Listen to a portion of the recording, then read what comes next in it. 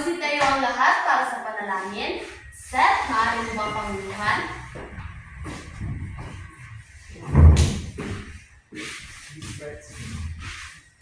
Iyo po ang ating mga ulo at sabay-sabay tayong manalangin Ama namin. Ama namin, sumasalangit ka, sambahin ang ngalan mo. Sa aming kaya, sulit kayo dito sa lupa para lang sa langit. Bigyan niyo po kami ng aming kakainin sa araw-araw at patawarin niyo po kami sa aming pagkasasala. Tulad ng pagpapatawad namin sa mga nagkasasala sa amin. Huwag niyo po kami paintulot sa tukso at iadyanin po kami sa masasama. Maraming salamat. Magandang umaga, mga bata! Magandang umaga, teacher. Kumusta kayo sa araw na ito? Mabuti naman po, teacher. Bakit parang hindi mabuti, mga bata? At dahil dyan, ay aawit tayo na may kasamang galaw. Gusto niyo ba yun, mga bata? Opo, teacher. Kung ganon, ay alam niyo ba ang kantang Kung Ikaw Ay Masaya? Hindi po, teacher. Kung ganon, ay ako muna ang mauna at pagkatapos ay sabay-sabay kayong lahat, mga bata. Maliwanag ba? Opo, teacher. Ganito iyon. Kung ikaw ay masaya, tumawa ka, ha ha ha. Kung ikaw ay masaya, tumawa ka, ha ha ha.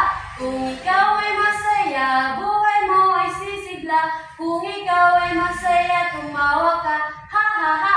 Kung ikaw ay masaya, pumalakpak. Kung ikaw ay masaya, pumalakpak. Kung ikaw ay masaya, buhay mo ay sisigla. Kung ikaw ay masaya, pumalakpak. Kung ikaw ay masaya, tumadya ka. Kung ikaw ay masaya, pumadya ka. Kung ikaw ay masaya, buhay mo ay sisigla. Kung ikaw ay masaya, pumadya ka.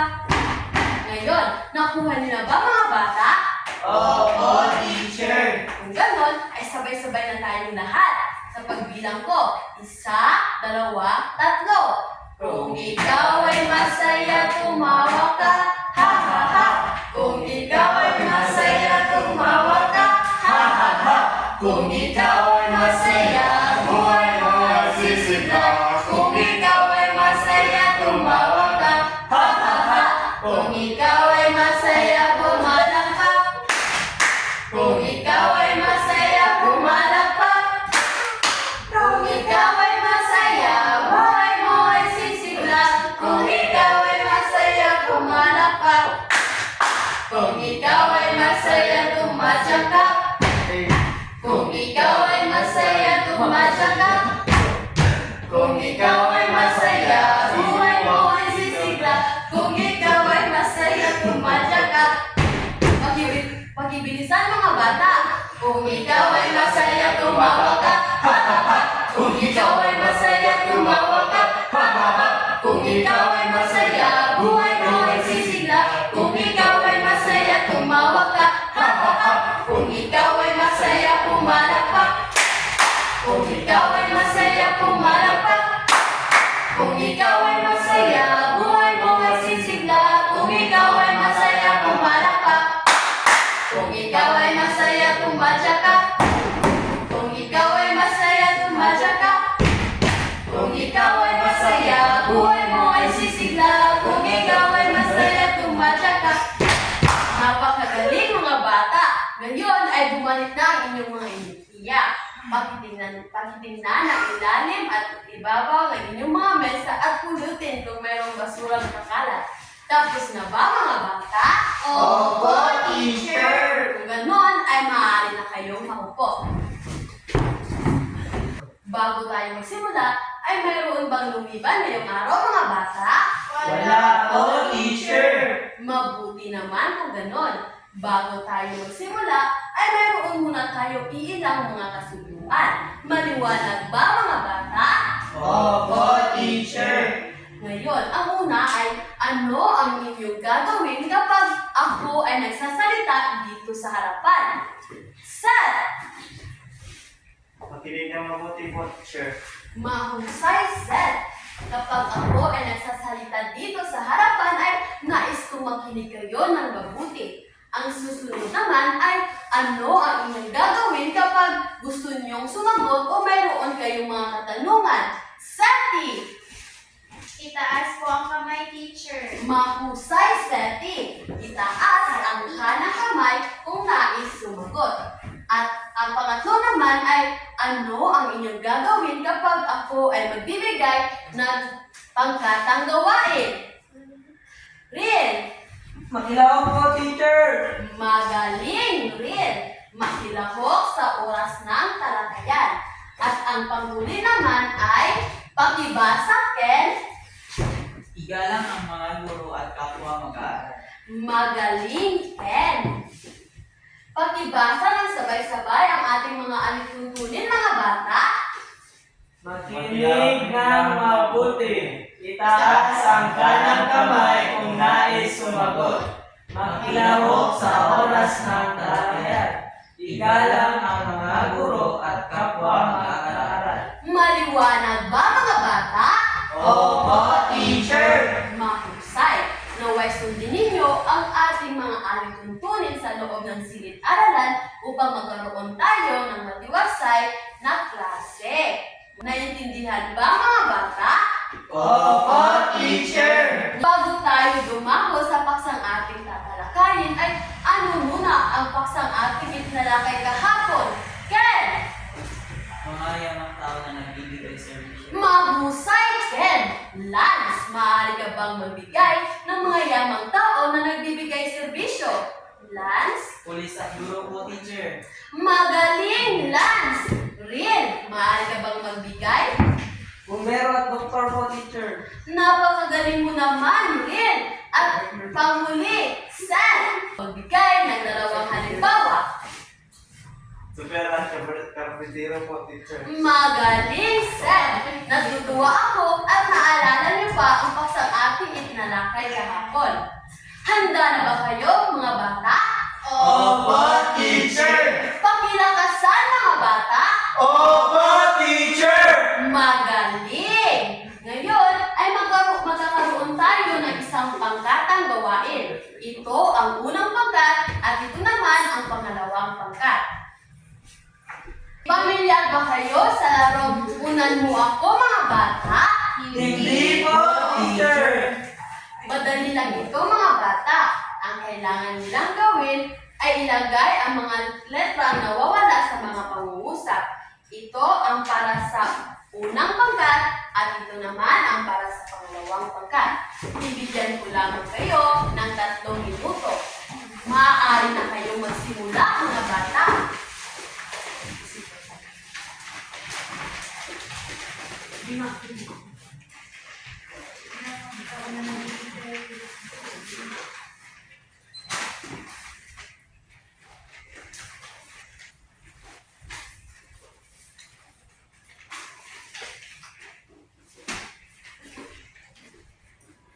Mayroon lamang kayong 2 minuto na titira, mga bata. Tapos na po kami, teacher. Mahusay. Kung ganon, ay maaari mo kang idikit ang inyong ginawa unang pangkat.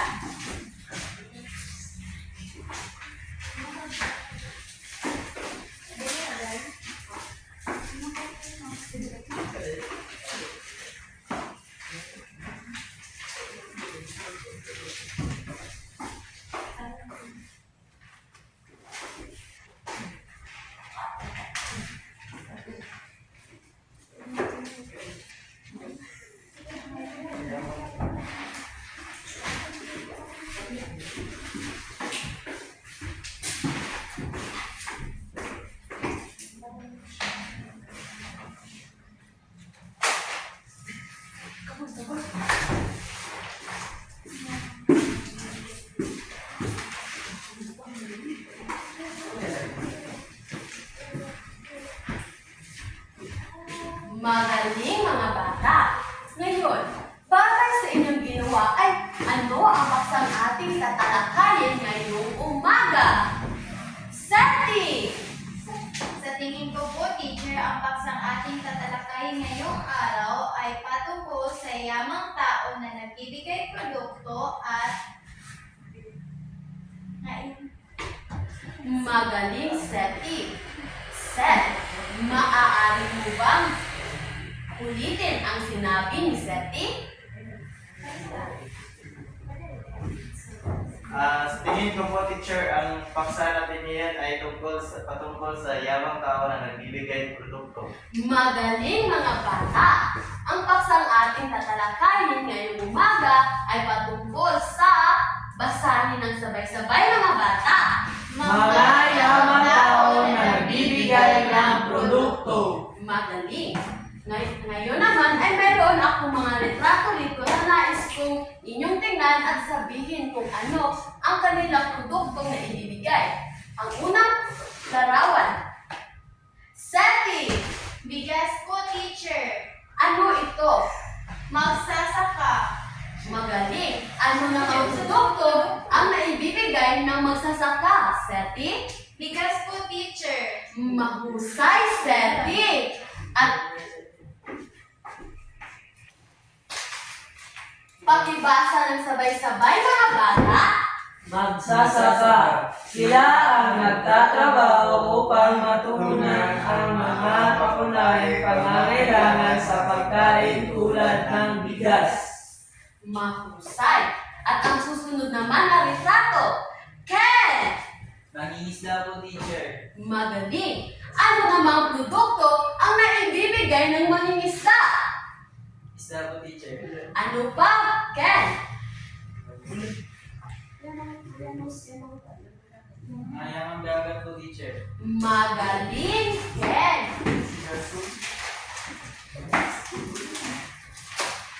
Pakibasa ng sabay-sabay mga bata. Mangingisda. Hinuhuli ang mga mangingisda, ang mga isda at mga pagkain dagat tulad ng hipon at pusit. Magaling. At ang pangatlo naman mga bata, ano ito? Seth!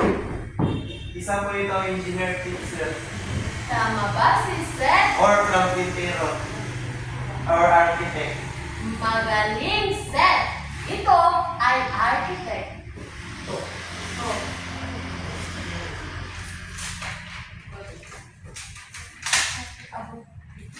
Pakibasa ng sabay-sabay mga bata.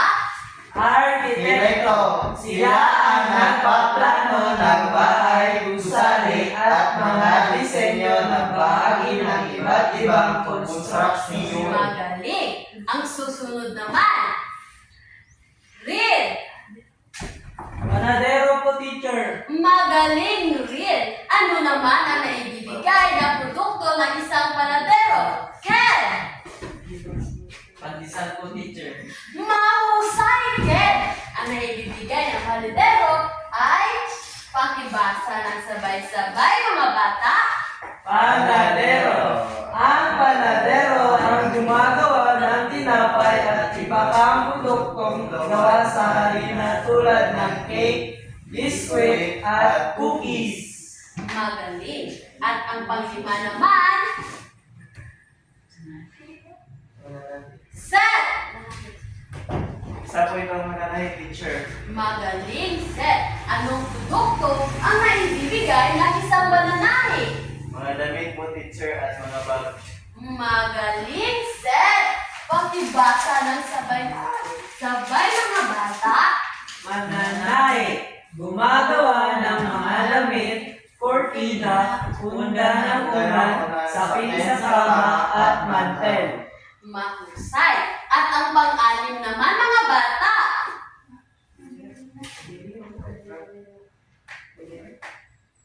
Read. Minero po, teacher. Magaling, Read.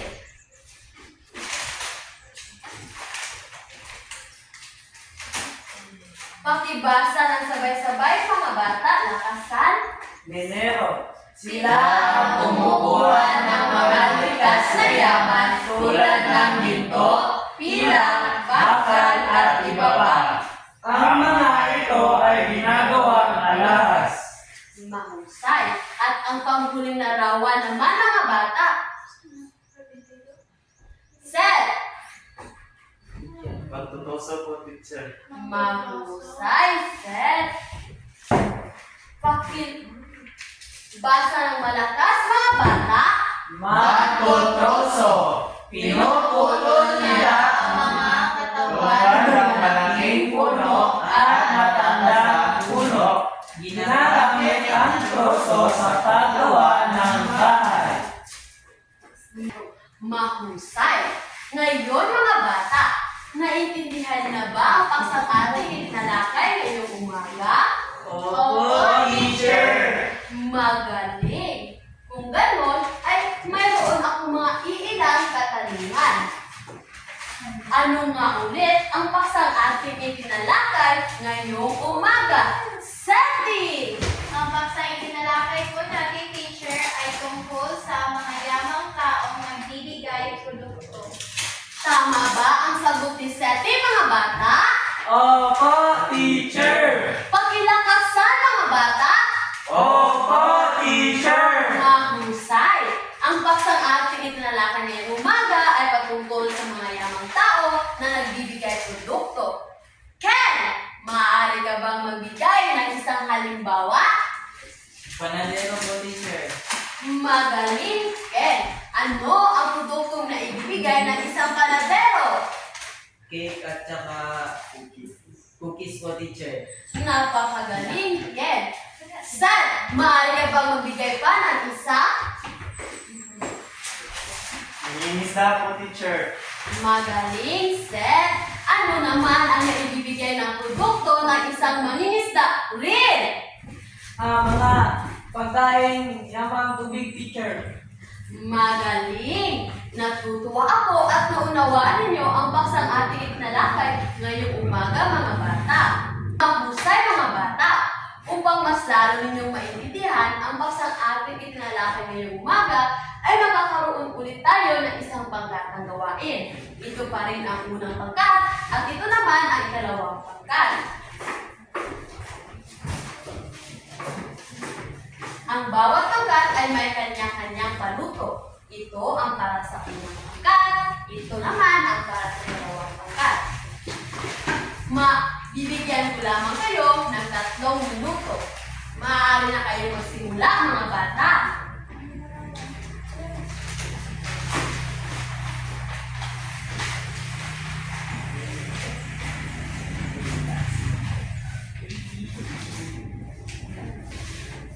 Tapos na ba, mga bata? Opo, teacher. Magaling! Ngayon naman ay pakipunta ng mga ginawa nyo dito sa harapan, mga bata.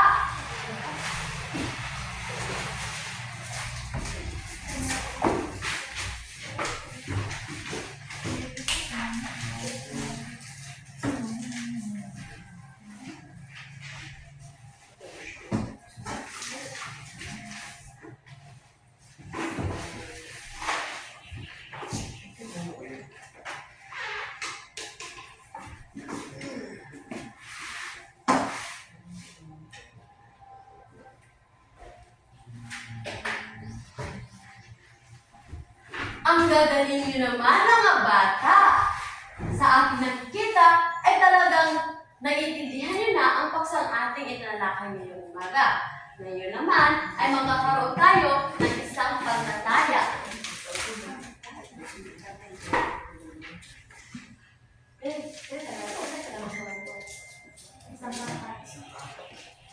Ngayon, mga bata, ay nais kong kumuha kayo ng isang kapat ng papel at sagutan ito. Basahin ang panuto, mga bata. Pagtambal-tambalin, piliin sa hanay B ang titik na yamang tao na nagbibigay ng produkto na natutukoy na nasa hanay A. Isulat ang tamang sagot sa papel. Ngayon ay maaari na kayong magsimula, mga bata.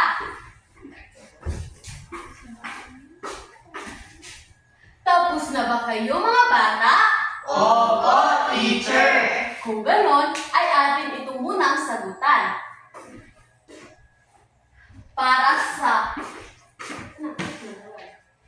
patibasa, mga bata, Sila ang gumagawa ng tinapay at iba pang produktong gawa sa halina tulad ng cake, biskwit at cookies. is Ken, maaari mo bang sagutan? panadero po, teacher.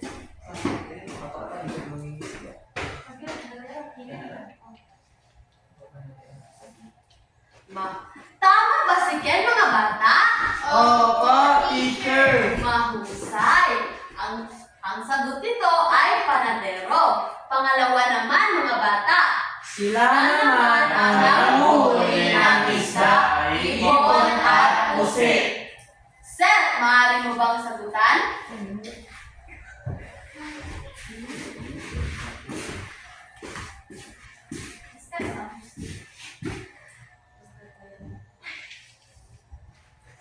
Tama ba si Seth, mga bata? Opo, teacher. Mahusay. At ang pangatlo naman, Seti.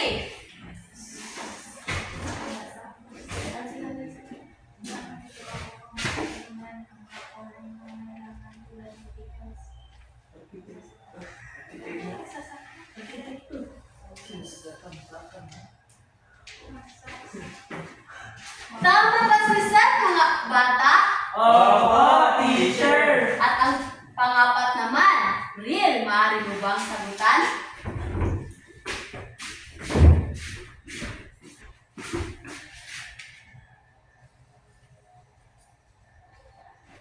Napakagaling, Riel!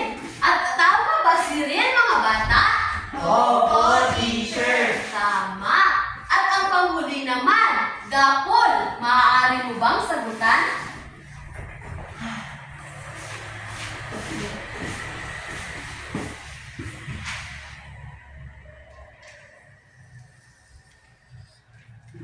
Tama ba si Gapol, mga bata?